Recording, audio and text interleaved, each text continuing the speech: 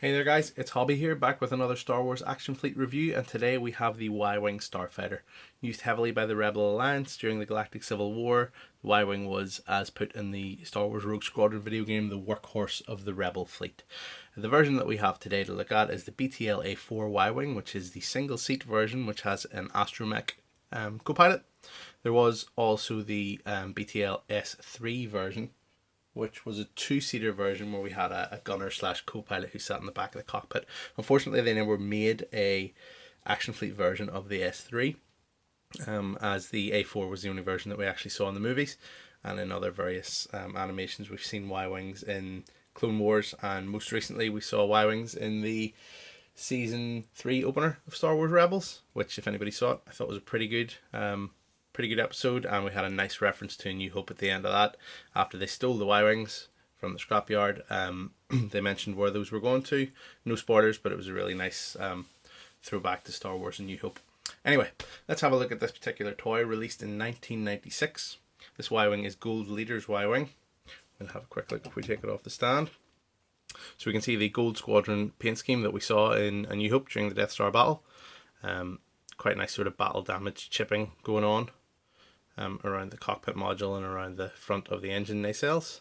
Armament of a Y-Wing, 2 laser cannons at the front of the pilot's pod, or the nose. We've got ion cannon turret on top of the cockpit, which does indeed swivel around, as we can see. There we go.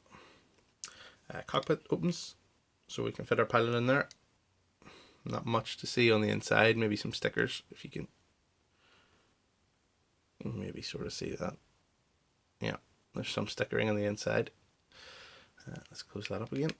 Astromech docking port is here, and then we have the sort of internal workings of the Y-Wing. Anybody who knows Star Wars lore will know that the reason that they look like this is they should have armor paneling around them, but in an effort to decrease the weight, make the ships faster, and also make maintenance easy, most Rebel flight crews would have removed those armor panels. Nacelles, little play feature on the front here. We can get access, I think, only to one. Yep, only to this one, to do a bit of maintenance on our engines. It opens and closes and clicks in. And also, if we want to, I don't know if this is for maintenance or if this is for battle damage, but the back end of the nacelles do come off on both sides. There we go. Strange look with those off, but there we have it. So, actually, for the size of it, some pretty decent play features on the Y-Wing. The undercarriage also works as so. There we go. And just for the sake of it, let's have a look. We can see our stamps on this. So we've got 1996 Lucasfilm Unlimited, Star Wars Action Fleet. Excellent. And all the bolts are kept at the bottom of the ship. So viewed from the top, there's not much in the way of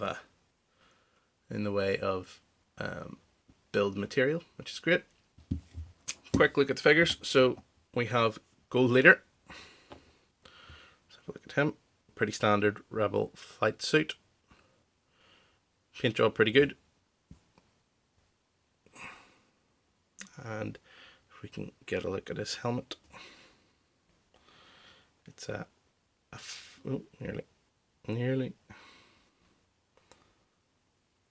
Come on, there we go. It's a fair approximation of Gold Leader's helmet from the Battle of Yavin in A New Hope.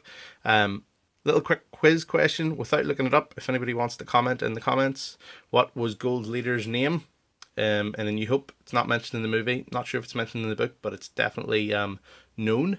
If anybody would like to mention that in the comments, feel free to do so. This is our astromech that we get with the Y-Wing. It's said to be an R2 astromech. Pretty plain, not much in the way of decals on it. Some red highlights. There's a little dent in it actually. I'm not sure whether that's part of the toy or just after 20 years of being played with. I think it might actually have been from constantly squeezing his head to put him into the droid socket. A little bit of battle damage on this one. I'm not impressed with this, to be honest. These are a lot bigger than the R2s on the X-Wings, and really I would have been a lot more impressed if they had just squared this off and called it an R5. At least that would be a reason for it looking different. Anyway, let's slot him into the ship. He slots in like so. Our pilot can sort of lie down in the pilot's couch. And there we go. One BTL-A4 Y-Wing ready to go up, try and destroy the Death Star, and probably die in the process.